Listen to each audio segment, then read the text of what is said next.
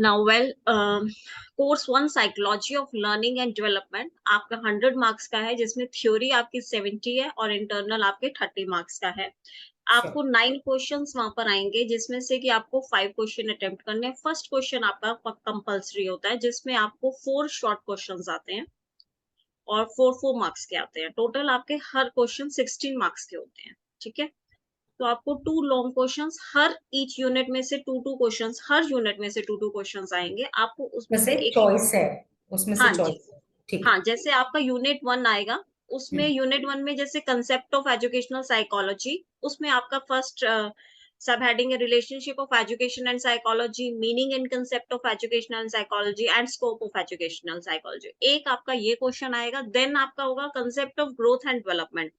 इनमें जैसे है आपका general principles of growth and development, physical development in adolescence, social development in adolescence, emotional development in adolescence and intellectual development in adolescence. इस एक unit में से आपको 2 क्वेश्चन आएंगे, आपको एक क्वेश्चन अटेम्प्ट करना है।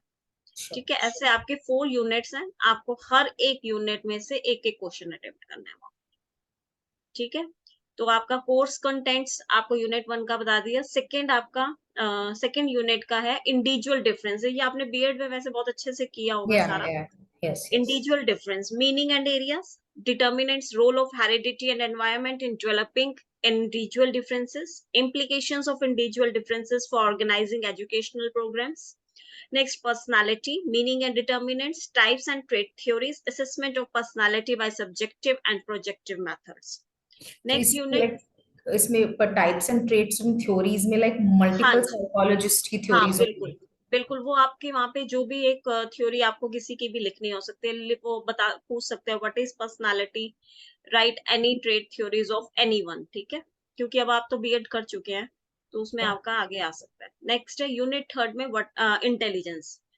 फर्स्ट क्वेश्चन बनेगा meaning, theories and two factor theory, Spearman multi factor theory, Guilford model of intellect, and the measurement of intelligence to verbal and non-to verbal test. Next, creativity, meaning and characteristics, difference between creativity and intelligence, role of a teacher in developing creativity, methods of developing creativity, theories of creativity, psychoanalytic and erratic theories of creativity, assessment methods for creativity.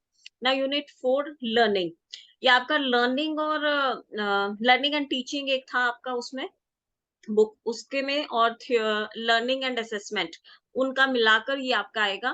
Meaning and factors influencing learning, theories of learning, Pavlov classical conditioning, Skinner's operant conditioning, Hull's reinforcement, learning by insight, Gagne hierarchy of learning types and motivation. Next है आपका, इसमें Pavlov theory और Skinner's की ये आपको सारी अच्छे से थ्योरीज आती हैं। अगर अदरवाइज नहीं भी हो, तो जो हमारा चैनल है उसमें आपको सारा कंसेप्ट क्लियर हो जाएगा। ठीक है, motivation and concept of motivation and achievement of motivation, factors affecting motivation, theories of motivation, psychological theory, Morales need theory, Maslow theory of hierarchy of needs।